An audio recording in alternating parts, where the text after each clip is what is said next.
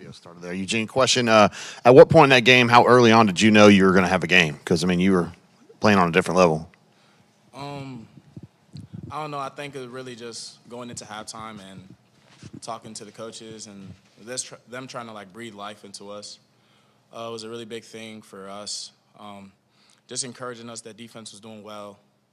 Getting that, like, stamp of approval from our coaches was a really big thing for us. And it really just uplifted us and lifted our spirits and telling us to continue to do what we're doing, continue to execute the way we've been executing, and just, Coach Roberts and his staff they had a really good plan. They did a lot of film study, a lot in dissecting our opponents. So I think it was just at halftime, just being around all the guys and them bringing us all together. And I think that was when it started to click a little bit. For you individually? Yes, sir. I think halftime, just being around the guys and everybody just looking, and, just you can look into somebody's eyes and they'll be like, man, we depend on you. So just being around all my teammates really just uplifted me, seeing them and them coming up to me, encouraging me, just really uplifted me, and I just wanted to go hard for them.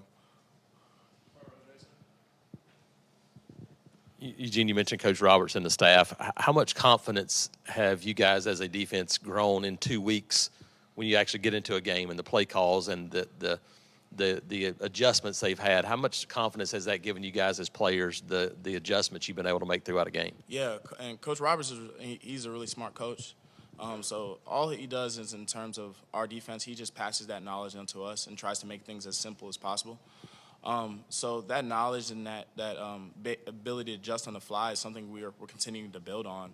And I think that's something that I've seen the most from week 1 to week 2.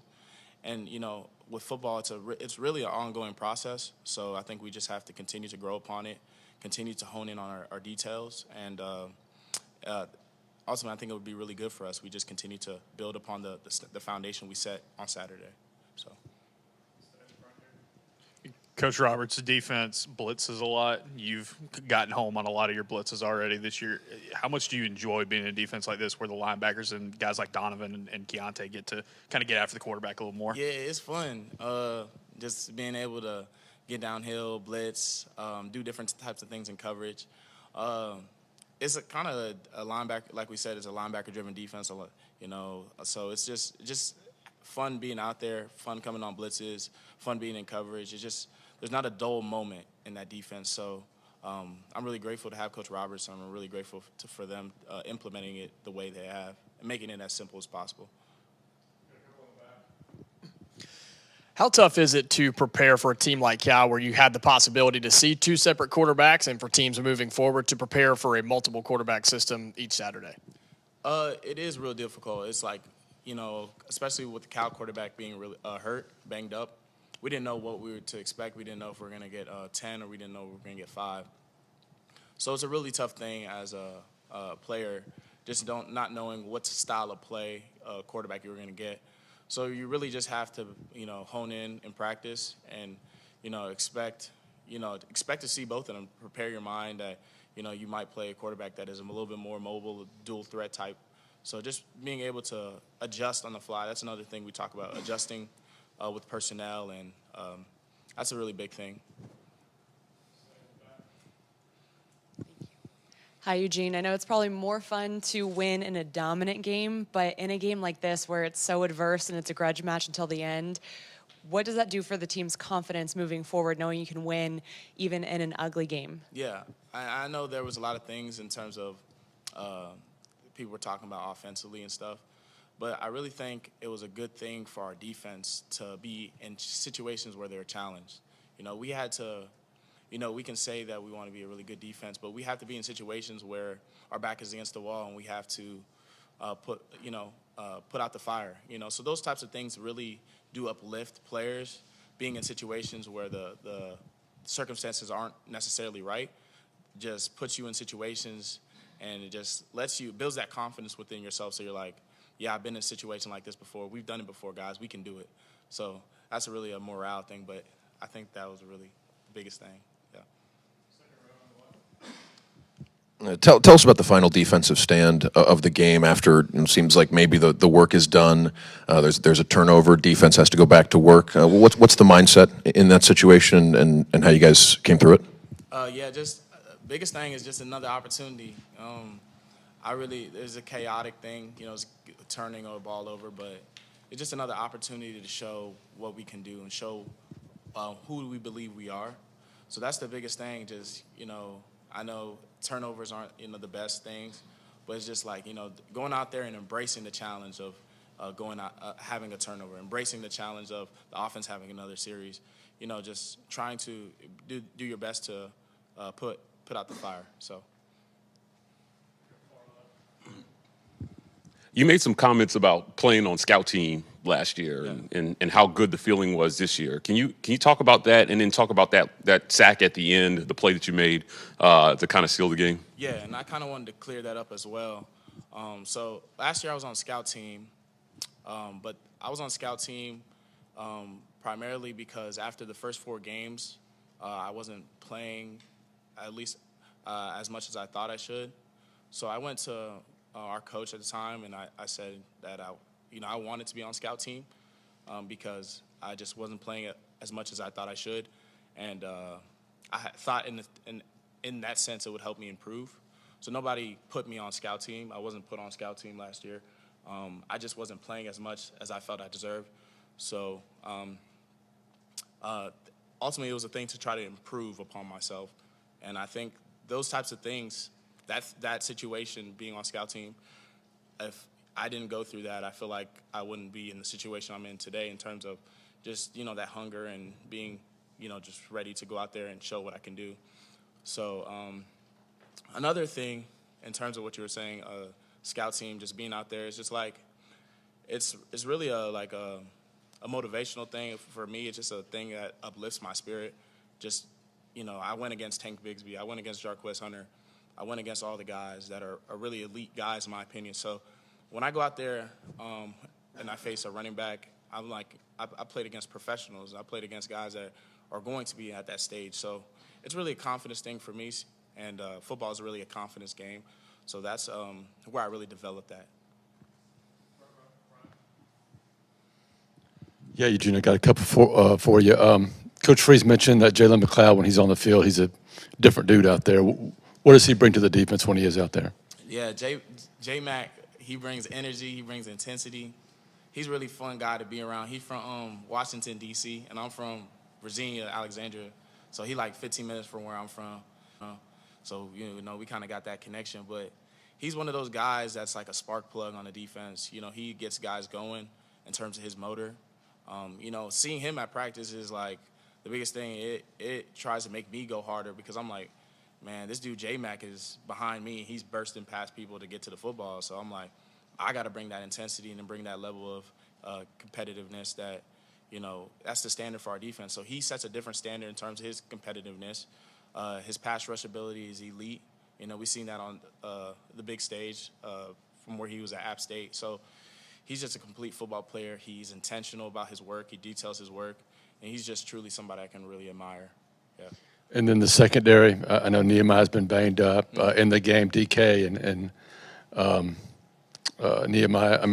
Keontae got banged up, and Caleb Wood had to come in. Kyan Lee's played a bunch of snaps for you guys. What does it say about those young DBs being able to step up for you? It just shows how talented we are in that room, and their coaches do a really great job. Coach Crime, Coach E, they do a really great job in terms of preparing them, and I've seen it. I've been in some of those meetings. They're really detailed in their delivery, in terms of coaching it and teaching it. So it just shows the talent that we have in that room, and it shows that, and those types of things are important, having depth in the back end, because, so many things happen with this game. So McKay and Lee, DJ, Mighty, they're all really good players, and they're all will be significant contributors to our team. You talked about going through a lot. What's it mean to you then to be named one of the SEC Players of the Week? It's surreal, to be honest with you. I'm grateful to God that, like I said, I didn't give up on myself. When I first got here, my dad passed away in February. I had to go through spring ball and battling a lot of things. And as a young man in this world, you need your father. And it was a hard thing losing him because he was my best friend. So just to experience being the SEC Player of the Week. I'm just praying I made him proud, and I'm grateful to get the opportunity to be out there and play the game I love and play it the way the only way I know how to play it, which is with intensity and effort. So for those who contributed in that, making me that, I'm grateful, and I just thank God for what he has done in my life. All right, over here. Yeah, Eugene, there was obviously a little bit of chatter coming from Cal coming into last week. Do you guys like playing, does the defense like playing as the poked bear a little bit? Does that help you guys? Just kind of take me through if that motivated you guys heading into Saturday. Yeah, it definitely did. We don't take things like that lightly in terms of how we prepare. And, when chatter comes, it comes with the game. Some guys are overconfident, some guys are, cocky or arrogant, or I'm not saying that Cal is that way, but it comes with the game. But when we heard it, it really just motivated us. We didn't want to go back and forth on social media. We really just wanted to hone in on what we were as a defense.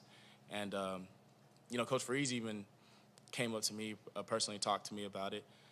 So those types of things, I'm a very intentional person. So when people come up to me about stuff like that, it just motivates me even more. So to be honest, I appreciate him for saying what he said.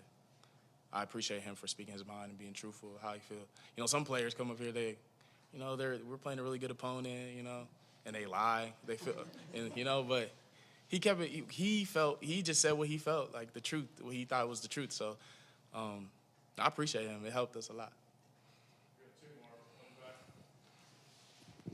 Yeah, first of all, congratulations on being named Co-Defensive Player of the Week in the SEC. But for you personally, do you enjoy playing on the road in a hostile environment like Cal or like you're going to see this season in the SEC, or do you like playing just a few hundred yards away over at Jordan-Hare Stadium more? I like playing in Jordan-Hare, but I don't shy away from playing in other environments. And I know we're going to go to some environments that are really they got a lot of energy as well. I think Texas A&M is one that's recent. It's going to be recent, but I don't shy away from it. The guys seem to embrace it.